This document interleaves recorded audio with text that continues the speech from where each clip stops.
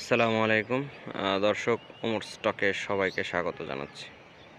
আমি আসলে মূলত আজকে এই ভিডিওটা করছি খুব সকালবেলায় ফজরের নামাজের পরপর আমার গ্রামের বাড়িতে। তো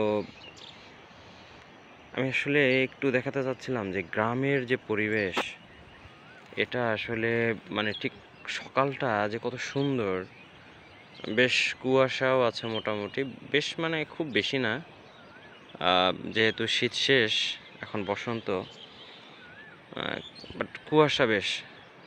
ধান ক্ষেত, এই গ্রামীণ মেঠো পথ যদিও এখন পাকা হয়ে গেছে, এবং তার পাশে এই ধান ক্ষেত, কুয়াশায় আচ্ছন্ন সকালটা, পাখির একটু কিচিরমিচির আওয়াজ আছে, সব মিলিয়ে মানে গ্রামের পরিবেশটা যে কত সুন্দর। মানে গ্রামীণ পরিবেশটা আসলে সত্যি ঢাকায় বা অন্য কোনো শহরে বসে পাওয়া যায় না। গ্রামের রাস্তা, তার এক পাশ দিয়ে এভাবে খাল বা মাছের ঘের, এবং অন্য পাশে ক্ষেত, বা উভয় পাশেই ধানের ক্ষেত বা অন্য কোনো রবি শস্যের ক্ষেত। এটা সত্যি অসাধারণ। এবং এই যে গ্রামের যে সকাল সব সময়ই সুন্দর।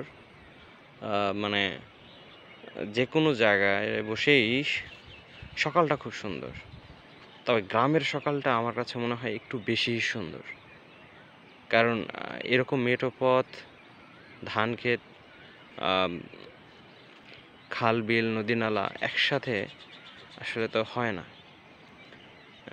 সামনে যে তাল গাছটা দেখে মনে হচ্ছে যেন এই তাল গাছটাকে কেন্দ্র করেই তাল গাছ কবিতাটা আসলে মনে হচ্ছে রচিত। ওই দেখা যায় তাল গাছ, ওই আমাদের গা, ওইখানেতে বাস করে কানাবগের ছা। একটা তাল গাছ এবং একটা তুলা গাছ। তো আসলে তুলা গাছ তো এখন নর্মালি মানে খুব একটা দেখা যায় না। তো আমাদের এলাকায় প্রায় দেখা যায় যে প্রায় দেখা যায় রাস্তার পাশে শিমুল তুলার গাছ। তো যাই হোক, কথা বাড়াবো না, আসলে ভিডিওটা করা শুধু গ্রামের পরিবেশটা একটু তুলে ধরার জন্য। কারণ আমি আসলে সকাল সকাল গ্রামে আসলে ফজরের নামাজের পরে যে হেঁটে সময় কাটাই, এবং এত সুন্দর, সত্যি অসাধারণ। তো ঠিক আছে, সবাই ভালো থাকবেন, সুস্থ থাকবেন, যার যার নারীর টানে গ্রামে চলে যাবেন, এবং গ্রামের যে সৌন্দর্য, সেই সৌন্দর্যে বিমোহিত হবেন, নারীর টানে ছুটে যাবেন, এমনটাই প্রত্যাশা।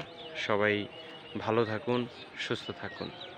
দেখা হবে আবার অন্য কোনো ভিডিওতে। ওমর স্টকের সাথেই থাকুন। আল্লাহ হাফেজ।